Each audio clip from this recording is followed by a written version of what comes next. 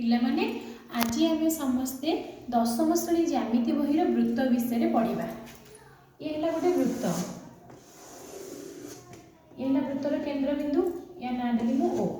जदि दीटा ज्या मुझे ये ए बी ज्या, ये सी डी ज्या। A B is equal to C D, दीटा जार दैर्घ्य मु सामान नहीं। A B ji C D भी से नहीं। जिते मैंने केन्द्र में कोण करेंगे, ए बी ज्या कला ए ओ बी कोण, आ सी डी ज्या कर सी ओ डी कोण। जदि ए बी ज्या सहित सी डी ज्या सामान, ताहले से माने जो गठन करुवा केन्द्रस्थ कोण तार परिमाण भी सामान हम। ताने ए ओ बी कोण जेतिकी हम, सी ओ डी कोण भी सेतिकी हम। यार अपोजिट टा, जदि ए ओ बी कोण सहित सी ओ डी कोण सामान हैला, सामान दे दीची कोणर परिमाण दीटांग सामान दे दीची। एटा मन कर दे दीची 60 डिग्री, तो एटा भी दे दीची 60 डिग्री। ता माने ऑटोमेटिक तार सम्मुखीन ज्या दीटा भी समान हबो, माने ए बी सहित सी डी भी समान हबो। बुझि परलो? ये तुमरो बहिर उपपाद्य रे अछि। उपपाद्य रे पूरा प्रैक्टिस करिवो, परीक्षा रे सेटा पढिवो। तापर नेक्स्ट टाइम पढिबा वृत्त रे कोन कोण रहिला। केंद्र रे जो कोण उत्पन्न कला ताको कह जाय केंद्रस्थ कोण। एटा को हम कोन कहबा? केंद्रस्थ कोण। ए ओ बी ये है केंद्रस्थ कोण। एटा हैला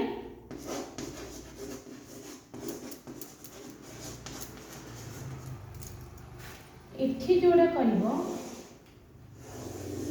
ए जो कोणटा हमर हैला, ए चापर अपोजिट चाप हैला एटा हैला। तो ए जो कोणटा हैला ए क्यू बी कोणटा हैला, तो आमे ताको कहबा विपरीत चापांत लिखित कोण। विपरीत चापांत लिखित कोण।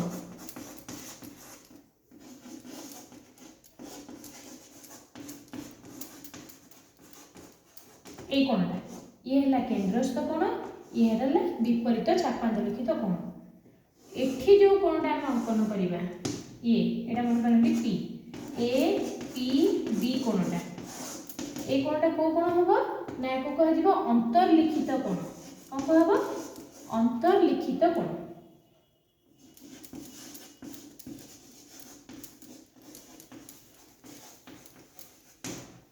बुझि परलो? वर्तमान जानिबा ए तीनटांग कोण विषय, ए तीनटांग कोणर रिलेशन कोण। ए कोणटा जेतिकी हबो ये यार अधा हबो। जदि ये हैला 60 डिग्री, ताले ये केते हबो ना 30 डिग्री।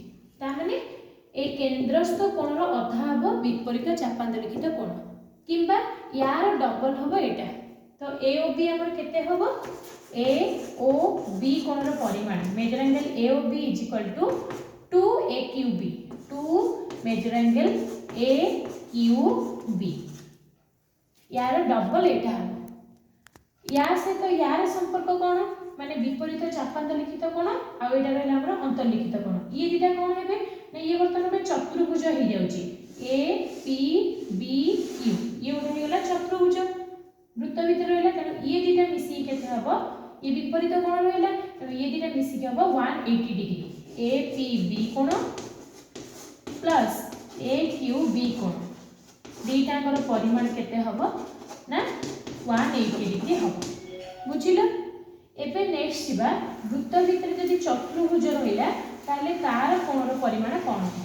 गोटे वृत्त भीतर गोटे चतुर्भुज रहिला, जे कोन से चतुर्भुज हो, सब बेले मन रखिबो से जहां भी हो चतुर्भुज तार विपरीत कोण दीटा मिसी के केते हेबे, ये दीटा मिसी के हेबे 180 डिग्री। माने measure angle A plus measure angle C is equal to 180 degree.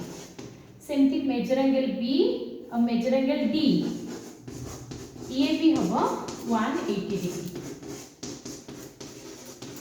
जदि वृत्त भीतर चतुर्भुज अछि, यार अल्टरनेट हबो। जदि विपरीत कोण मिसी के 180 डिग्री हे जाउची, ताले निश्चित भाबे ए चतुर्भुजटा कोन हबो ना वृत्तांत लिखित चतुर्भुज हबो।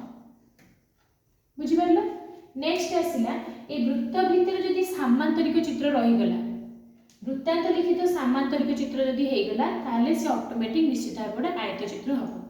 आ जदि वृत्त भितर गोटे रंबस रहिला सी वर्गचित्र हम। एटा तुम शॉर्ट क्वेश्चन आसीबो कि वृत्तांत लिखित सामांतरिक चित्र एक डैश चित्र तुम लिखिबो सेटा सामांतरिक चित्र आयत चित्र। आदि वृत्तांत लिखित रंबस है ताले सेटा तुम हम कोन ना वर्गचित्र बुझि परलो। नेक्स्ट आ गोटे रहिला ए वृत्तांत लिखित चतुर्भुज गोटे बहिस्थ कोण नेकी कहबा ये ना वृत्तांत लिखित चतुर्भुज ये है तार बहिस्थ कोण A B C D A है ई।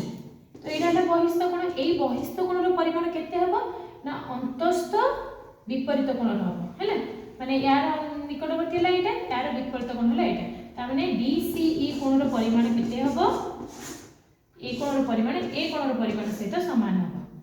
Major angle DCE is equal to measure angle BAD। जदि एटा 120 डिग्री हैला ताले ये मध्ये 120 डिग्री हबो। बुझि परले एथरा एतिकी होची हमर वृत्त विषय एतिकी को मन रखले तमे वृत्त विषय जेतिकी शॉर्ट क्वेश्चन आसीबो तमे थरा आंसर दे परिबो।